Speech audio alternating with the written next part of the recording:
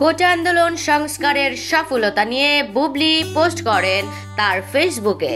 তিনি লেখেন, স্বাধীনতা অর্জনের চেয়ে স্বাধীনতা রক্ষা করা খুবই কঠিন।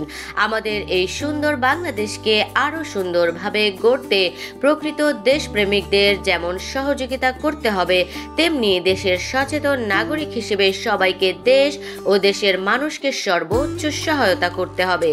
প্রত্যেককে বিনীতভাবে অনুরোধ করছি, আনন্দ উদযাপন করুন, বিজয় উৎসব করুন, কিন্তু দেশের সম্পদ নষ্ট করবেন না, লুটপাট করবেন না, ভাঙচুর করবেন না, বিশৃঙ্খলা সৃষ্টি করা, নিরীহ মানুষ হতাহতের ঘটনা থেকে বিরত থাকুন।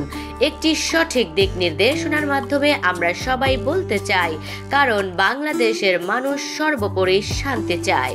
এই বীর জেনারেশন সঠিকভাবেই দেশকে নির্দেশনা দিবে ইনশাআল্লাহ।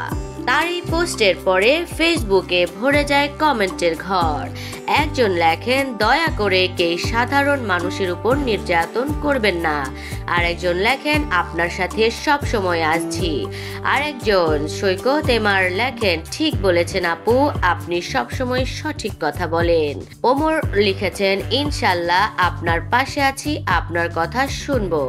জান্নাত জেরি লাইফ লিখেছেন, একদম ঠিক বলেছেন আপু। আরেকজন লেখেন, দেশকে স্বাধীন হইতে এই প্রথমবার দেখলাম, তাই আপনার কথা শুনবো আপু। আর একজন লিখেন, স্বাধীনতা অর্জনের চেয়ে সত্যি স্বাধীনতা রক্ষা করা খুবই কঠিন, তাই আমরা আপনার এই কথার সাথে একেবারেই সহমত পোষণ করছি। অনেকেই কমেন্টে বুবলির প্রশংসা করে বলেন, আপনি একদম সঠিক কথাই বলেছেন, আমরা আপনার কথা শুনবো এবং আপনার এই কথার যথেষ্ট গুরুত্ব দিব।